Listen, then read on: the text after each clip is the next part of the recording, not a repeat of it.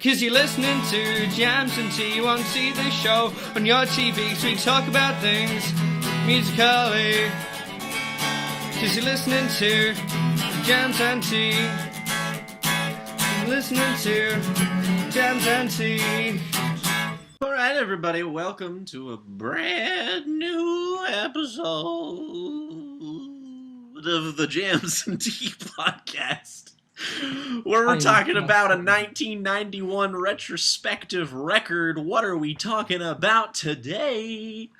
We're talking about Slint. Spiderland. From Louisville, Kentucky. Exactly, Kentucky's own Slint. Yeah. Just up yon road. Yeah. So, in case you've just jumped in, the 1991 retrospective is an ongoing series that we're going to be doing throughout the next few weeks and then later in the year as well, where we talk about classic records from 1991, one of the most influential years in music, how they sit in the landscape of music in that year and the influence that they've had, and also how they sound now 30 years on. And Slint's Spiderland is a very special record, one of the most unique in this whole retrospective, in the sense that there's no other record we're going to be discussing today that sounds like it. It very much was much like Blue Lines, the last record that we recorded, the last record we discussed in our retrospective. It's an album that really paved the way for a lot of different bands and a very specific sound. It certainly wasn't the first kind of low-key, minimal guitar post-rock record, but it certainly had a massive influence on waves of different bands. And the fact that Slint essentially bowed out after this record, I think, has led to its impact being felt even more deeply. And the love for this record and the special place that it holds in music culture has kind of become embossed more heavily for the fact that it is this kind of like singular artifact. Obviously, Slint released a record before it and an EP after it, but it still is singular within that short discography, and the focus of its sound and the atmosphere and everything about it that makes it a great record. Obviously, as has been mentioned, Slint were a Kentucky-based band, certainly a project that emerged from the ashes of a lot of kind of scrappy, hardcore, weird, quirky 80s rock records in the underground. Notably, their first album, Tweez, was produced by Steve Albini, so you can trace a thread of the links to bands like Big Black and that kind of really underground scene of weird, alternative and subversive rock music. But Spiderland is really singular. There's really nothing that came before it that's like it, and there's nothing that's come since that really approaches the specific atmosphere, feel, and sound of this record. Even within the realm of post-rock, I think it is really singular, even though it practically created the genre and was more or less the blueprint for it going forward. Yeah, I think it does take a little bit from some of the more avant-garde post-rock esoterics that preceded it, like some of the sounds of Talk Talk, Spirit of Eden, for instance, some of the guitar tones on that record, and also some of the languorous and methodical post-rock bands of the 90s that would follow, like Bark Psychosis, for instance. But what's unique about Spiderland is that it takes those kinds of aesthetics and wraps them in this kind of gothic gloom and a sense of like nightmarish anxiety that's all over this record.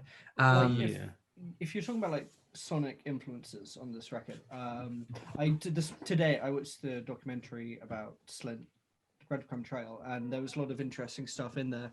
And one of the things that sort of I realized watching that is when Albini produced their first record, he'd produced like one or two records before then. The reason, like, he's produced so many great records after this, but the reason they went after him was purely because of his work with Big Black and that sort of pigfuck scene and that weird underground shit.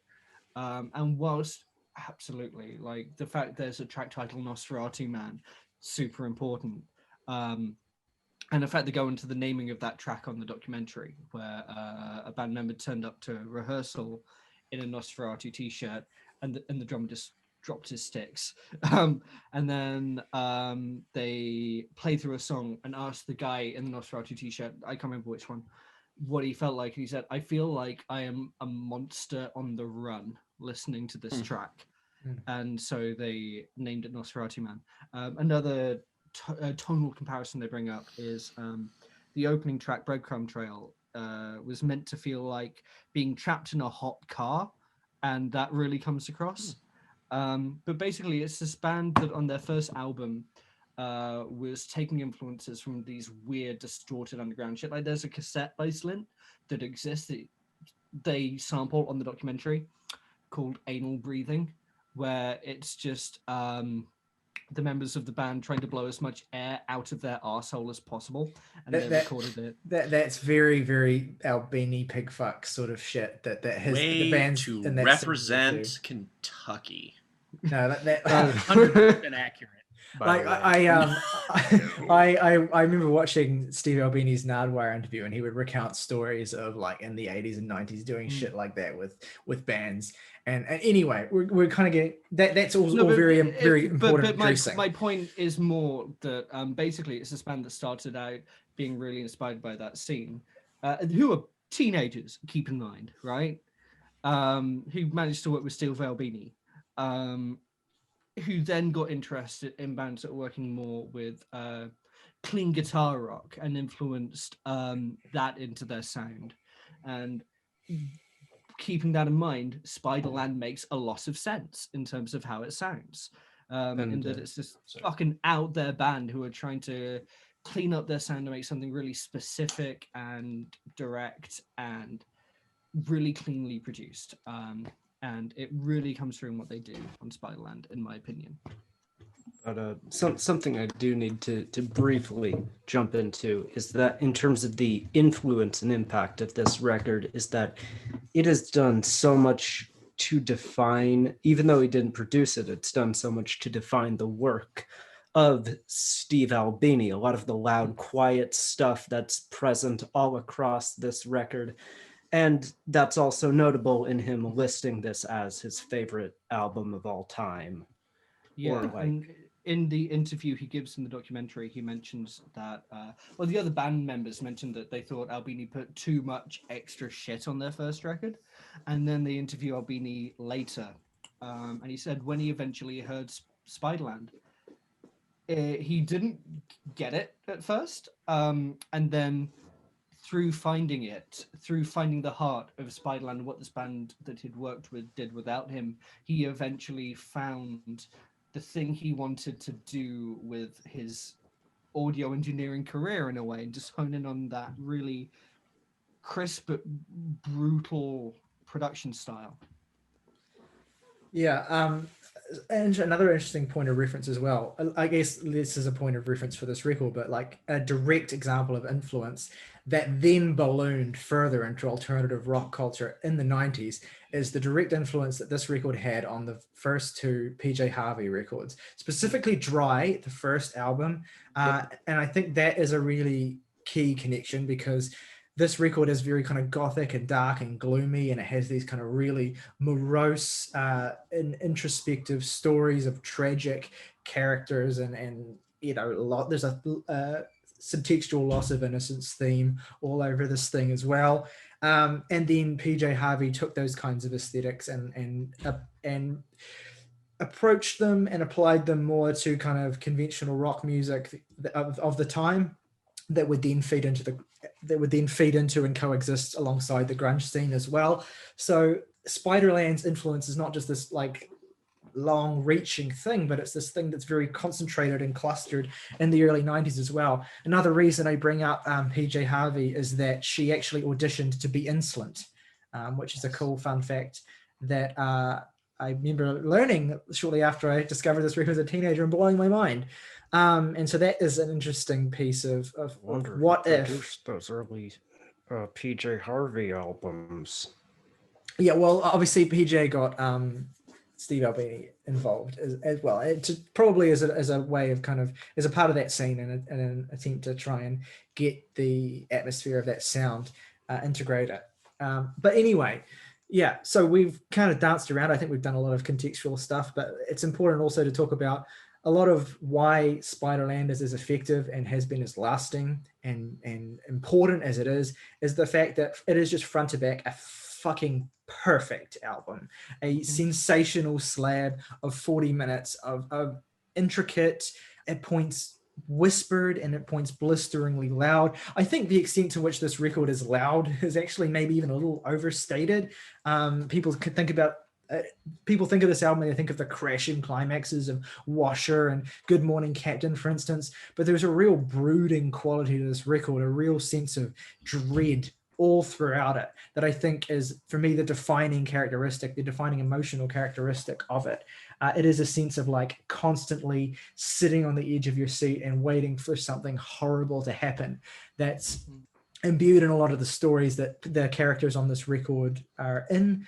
Don, a man, for instance, is like this just absolutely skin crawling story of a person, of a teenager who is completely isolated from the people around him and has some very kind of dark imagery that I'll let others get into. But also Breadcrumb Trail as an opening track is just the imagery and the storytelling in this song as well. That's another aspect of this record that is quite fascinating too, is the fact that a lot of it is just straight spoken word storytelling and poetry. I particularly love the scene that's set right from the outset in the first track on this record, this weird and dreamlike journey at a carnival or like a circus where you're speaking with a fortune teller and then you're getting on a Ferris wheel or a carnival ride and like, again, there's that classic line from the record, creeping up into the sky, the way in which these tiny, minute experiences on this one night feel like microcosms of like the terror of growing up within just the experience of rising on a Ferris wheel, for instance. Oh yeah, and you can take that as like anything from like a burgeoning sexual interests to just like having to just like compiling responsibilities. You can like the album is so it's not necessarily vague, but it's evocative enough where I feel anyone can really apply the album to almost can apply the themes of it to almost anything that relates to them, which is something that's genius in the writing because it doesn't feel like abstract in a way where it just feels like nothing. It's a record that feels so specific and laser focused and almost made for you as the listener. Yeah, and on the note of like those kind of mixed emotions of growing up and the kind of ugly, awkward angst of becoming an adult and sexual awakenings and stuff, a lot of those feelings I think are imbued, obviously in the tracks across this record, but I think a real standout in this regard is Washer, which interestingly enough, Washer is this kind of really kind of creepy, but also sort of tragic sort of like plea to a lover. And it feels haunted and desperate and really kind of emotional in a way that up until this point in the record you haven't necessarily really gotten. There's a coldness of the first half of this record that kind of boils over into genuine pathos and tragedy and sadness in the second half. Yeah, this like I listened to this I think a total of 4 times today. Both while I was out and about taking care of some errands and just, refreshing before we started recording. And the big parallel that I drew in terms of another album of a significant cultural standing was the album that I am wearing, which was a complete accident. I feel like Joy Division's Unknown Pleasures, the fact that they're both monochromatic album covers aside, both carry a sort of similar energy in the way that they kind of shaped what would be the more popular version of the genre that they play in. going forward, and are similarly sort of almost elegiac in a way, of almost like elegies to youth. Curtis's lyricism is always more melodramatic, and they're certainly always more internal than anything on Spiderland, but I feel like they get across similar messages, and I think Joy Division and Slint were about the same age as each other when these albums were recorded and released. So it's at a very similar stage in the artist in particular's life, and they're obviously just both very brooding and gothic and gloomy, but this trades in far more Southern Gothic approaches than the traditional English Gothic music. But yeah, I think they're similarly good albums. I honestly might think Spiderland's a little bit better. I would also add to that and say that on the topic of kind of like very gothic music that happening in the late 70s as points of influence on this, this is kind of like, this is a very reductive statement, but it's also kind of like Unknown Pleasures by way of something like The Cure's Faith or Pornography, for instance. It has that kind of emotional, resonance and almost kind of like frightened innocence, for lack of a better word, of Unknown Pleasures, but it also has that kind of heavily oppressive feeling of hopelessness that the Cure capture and those that specific period as well. And yeah, like one thing the band really wanted to capture was innocence lost, and that is like all over every track on this record. And that's clear just from taking a look at the lyrics page, which, like, it's almost a shame that you because of the way this is mixed, that you kind of have to look at a lyric page to get the full picture of everything on here, because this is, I think, genuinely one of the most well written albums ever. yeah, And it's often hid behind the admittedly amazing instrumentals, so it's not like that's really a drawback. If anything, it just kind of extends how rewarding the album is.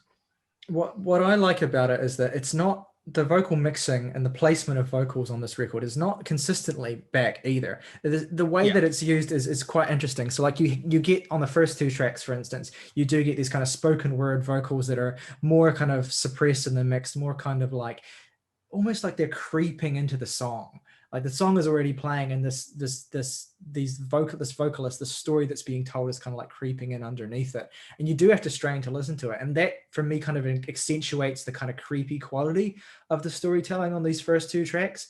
And then you get to Don and Man, and it just opens with Brian McMahon's voice just completely unadorned and right in the front. And you hear it crisply, and he says those three words, Don stepped outside, and the band kind of eventually seep in behind him. It's kind of like an inversion of the way the first two tracks are mixed, where the band is kind of at the back of the vocalist.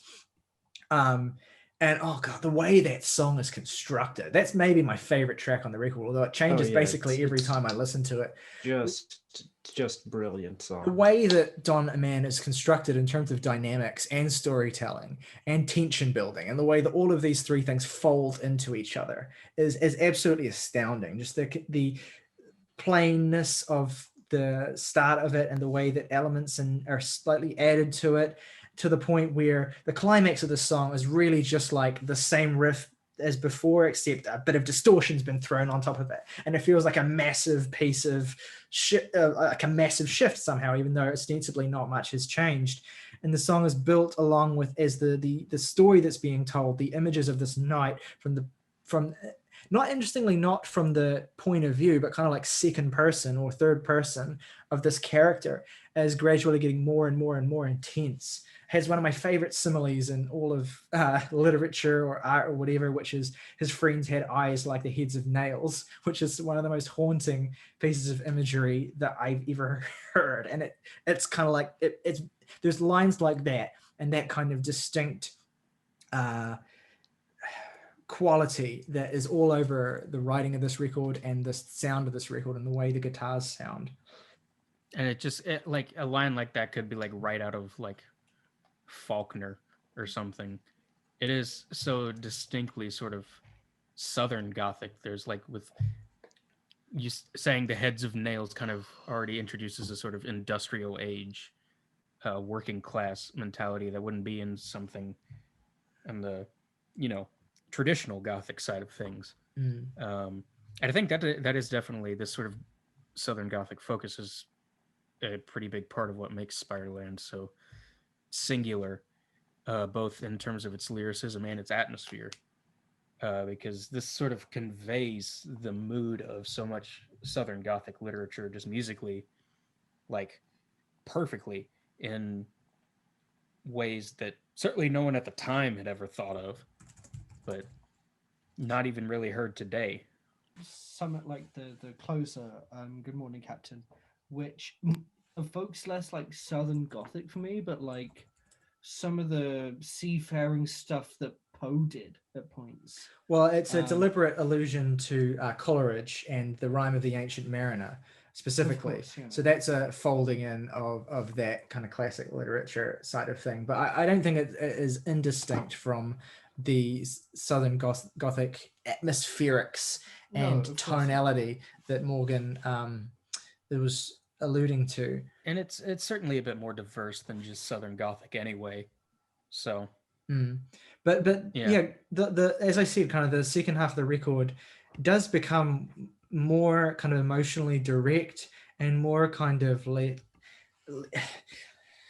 more striking in different ways. Like again, I come back to a track like Washer, for instance, the kind of weirdly the earnestness of the vocal performance in this track, the directness, the kind of pleading quality of it is this kind of like, it's one of the few songs on the record where you're kind of like in this first person perspective of this real hopeless character. And then that is mirrored really nicely with Good Morning Captain, which has much more of a kind of like conventional narrative approach. It's obviously based on a famous poem.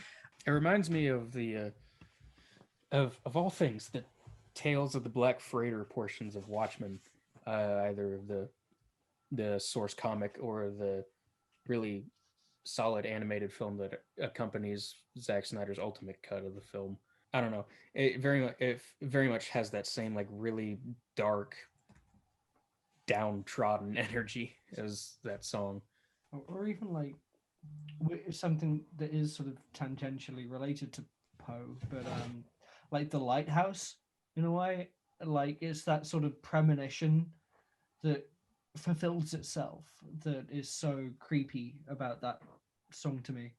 And uniquely amongst the album, not uniquely, but specifically amongst the album, the closer feels like a horror story, where you have this like vision that fulfills itself in the most horrifying way possible. And when it happens, the music lets you know, including the vocalist screaming and this repetition of I miss you, I love you, and it gets properly harrowing. What I find really compelling about Spiderland is it's a record I find equally enjoyable in both the foreground and the background, in that I find it's a very consistently good album to just both use as a piece of atmosphere, more like for like when you're reading some kind of horror book or comic, whatever it be.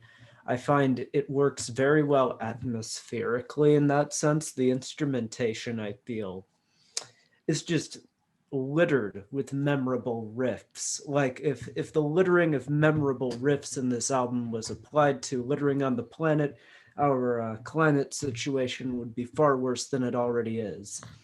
I mean, almost every song on here I can think of like a super catchy part to it. Like one that always gets stuck in my head is the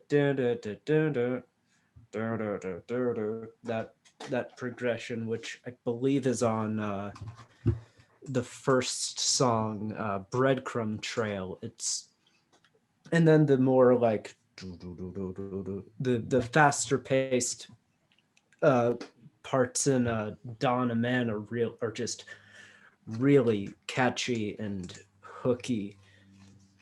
And I mean, in the background, I've spoken to how I think it works really well, but also in the foreground when you're actively paying attention to it, it becomes just one of the most depressing things ever. Like the lines on the end of Washer that potentially allude to suicide are some of the most haunting lyrics I've ever read or experienced in a song. It always leaves me in chills. It feels like really the end of something. The end of that song is just absolutely harrowing, as you say. And I think it's meaningful then that you get a instrumental track following that feels almost like an interlude, or like an intermission rather, that is kind of like a tone setter for the more kind of layered storytelling of the closing track, which is kind of on an island on its own, really, but also kind of telling the story of this kind of marooned sailor encountering visions of his family, or of a child that he lost in some way, or perhaps even just that's not necessarily literal. Perhaps it's kind of like a metaphorical representation of something else that he's lost, or some kind of thing that's been lost. Yeah, exactly. And it's kind of this kind of harrowing encounter that happens, this kind of isolated, harrowing encounter, the sense of hopelessness that I think, as this, like all great stories do, it serves as a kind of mirroring for other more direct topics about adolescence and growing up and stuff, and angst that are explored on the first half of the record and through into Washer. Good Morning Captain is this kind of like island in and of itself that nonetheless reflects all of the themes and feelings of the record, as well as being this final swell that erupts. Again, the tension building on this is fucking, it would make Hitchcock blush how good these fuckers are at building tension in an arrangement. The way, and I think Good Morning Captain is the greatest example on the record of that, the way in which the dynamics are slowly but subtly turned up throughout the song, which is fairly repetitive for the most part. You know, the way that will repeat itself, but they'll add to it. There's that moment where it goes and just gets by the time it's just so massive at the end is and then so great. And the way the story is, the tension of the story is building, the tension in the arrangement is building, the tension in the rising vocal performances is building to that absolutely unbelievable ending. That is honestly one of the most genuinely chilling moments in all of rock music. I think it's something else. What can be said about Spiderland is that it just in a sense it never lets up on the emotional impact of it. Like even for Dinner, the more interlude track doesn't really even doesn't really let you breathe from the heaviness of the album, how weighty and just downtrodden a lot of it is. It's and in a sense I do really respect what that does, because I like how confronting and assaulting Spiderland can be. When I listen to that final stretch of the record, when I listen to it for Dinner, I feel like I'm sailing through a foggy, quiet sea, just with no landmarks in sight. I'm just moving slowly, or being moved slowly along a kind of like calm ocean, and then it's almost like there is a cut, or like a gap in time that passes, and then Good Morning Captain resumes in the aftermath of some kind of like horrific thing that's happened, that's left this character marooned and lost. I know it's just fantastic bit of sequencing. I really enjoy the placement of that instrumental track. I know it never really gets talked about, or some people cite it as a weakness of the record, but I think it serves a real, to me anyway, in terms of the listening experience, it serves a really pointed purpose, and I'm glad it's there. It doesn't let up on the atmosphere of the thing at all. Yeah, and it's like a necessary reprieve as well if you were to follow that logical interpretation of Washer as ending in some kind of like horribly violent self-destructive act. Um, Yeah, exactly. Like Yeah. to carry you as a listener to that other point is necessary. hmm. Yeah.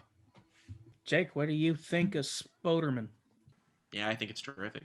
Not to diminish the musicianship and skill that went into all of this, but it's just sort of this album kind of feels like it's the result of the world's happiest accident, that it's kind of a masterpiece that it is. It's just, these people working with these very minimal things and constructing something incredible out of it. And yeah, I think it sounds great. I think it really benefits from the remaster. I listened to the first version of it first, and it does sound really good, but that remaster really makes those guitars sound a lot, just have a bit more edge to them. And the vocal mixing, I think Morgan commented on the spoken word piece, and how you sort of need to like read along with them, and I agree with that. But the remaster makes it so that you can hear it a little bit better. So I think that's definitely worth looking into if you haven't. So yeah. I had no idea that you hadn't heard this album before this week. Yeah, no, for No, real. I heard it for the first time 2 days ago. Wow. I would Shit. assume this would be long-time Jake call. Yeah, Yeah, goddamn. never before. Wow. Oh well. Well, I think we've done a pretty good ficking job. Absolutely. Can I Fucking just, job. add a couple of things from Go for it. the documentary that could be informative before we go? Because the band was broken up as soon as it was finished, the record, barely anyone noticed it when it came out. And in the documentary, they juxtaposed this fact with the parents of the lead singer going through fan mail from China, which is there in the thousands. I say these things because some people might find the fact that this record was made by teenagers intimidating, but I find it deeply inspiring on so many levels, because it's not saying, wow, these people are doing so much more than me at this age. It's that you can do shit like this at whatever age you are, however young you are. Just follow your muse in a way. And even if you fail, 30 years later, you might be getting fan mail from China. Eloquently put. Thank you. Okay. Well, I think we've done this record justice. Yeah. My three favorite tracks. Jesus fucking Christ. I'm gonna be a bit unusual. Not that unusual, actually.